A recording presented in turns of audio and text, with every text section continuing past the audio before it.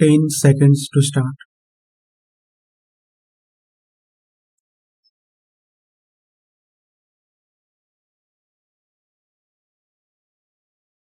I am thankful to you for having given me this opportunity long last to say a few words on the budget.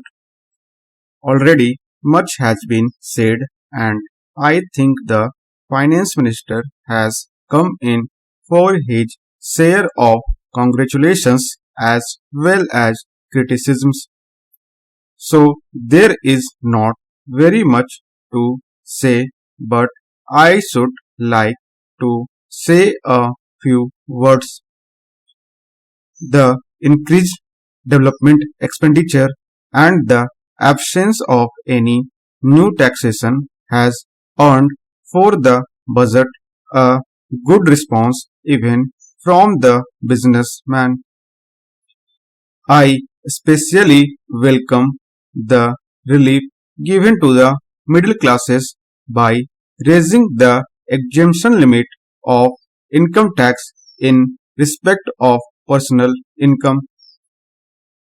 No doubt this is some relief to the middle classes, but I would request the finance minister if he could to raise this exemption limit from rupees 4,000 to rupees 6,000 as that would give substantial relief to the middle classes.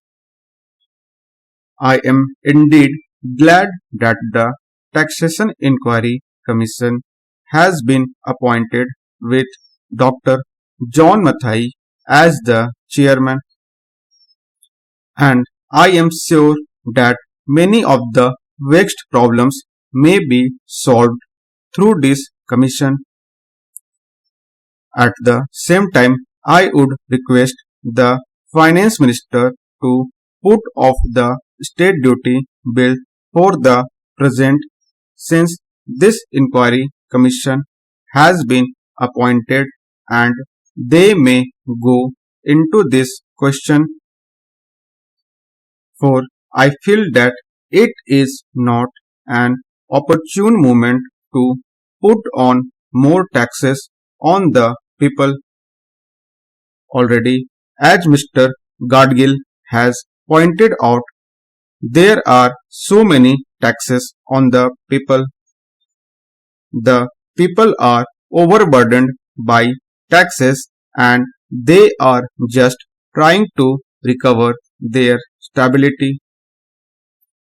So, in regard to state duty, I would ask him to consider about it.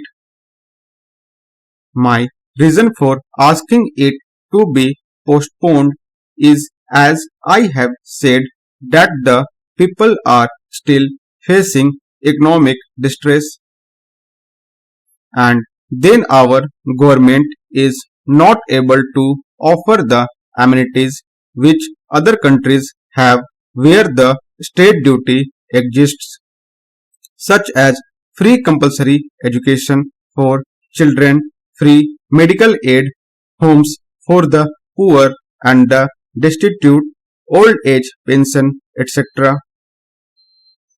So my humble suggestion is that this point may be considered by the Taxation Inquiry Commission.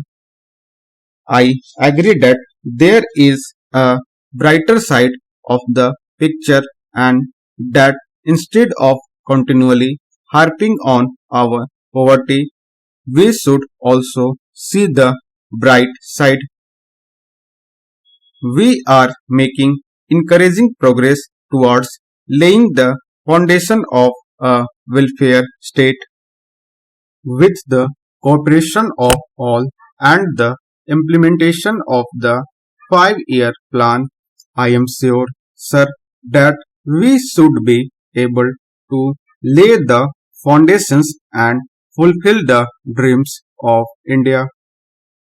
It is indeed encouraging to know from the finance minister that there is a tendency of lowering food prices all over the world, and in that case the prices in our country too would be lowered.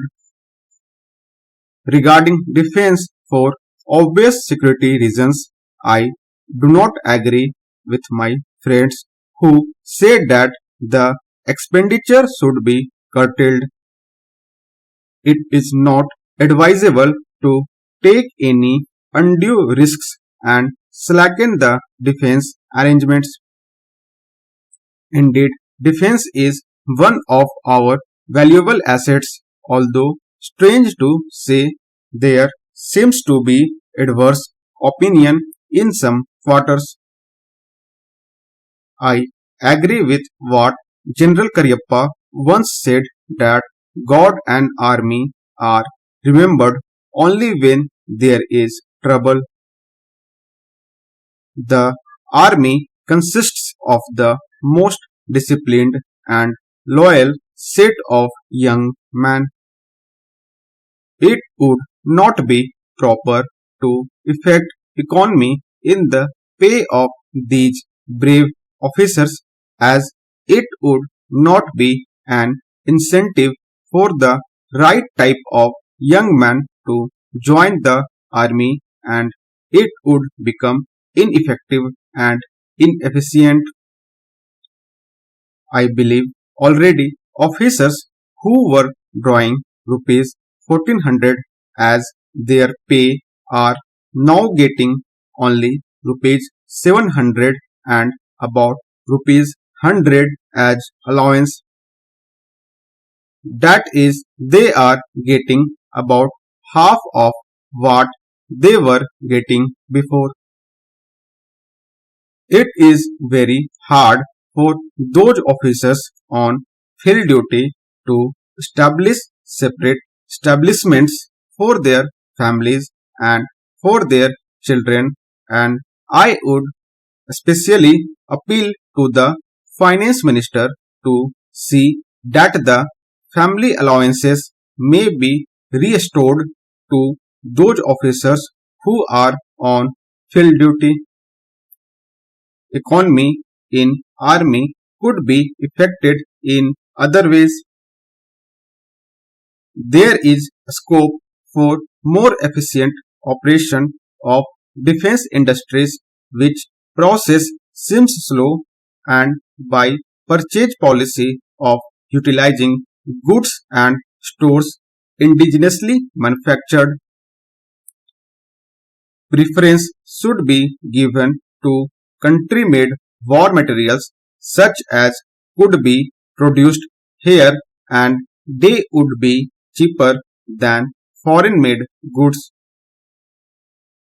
I may also suggest that the armed forces who are not on field service or under any operational commitments could be utilized for giving military training to the youths in schools and colleges, which would teach discipline and loyalty.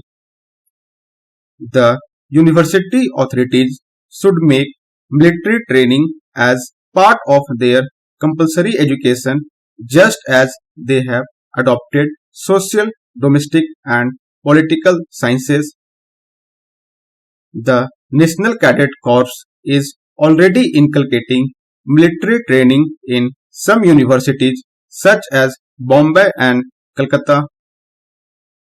But if military training is made compulsory for our university students, it will go a long way.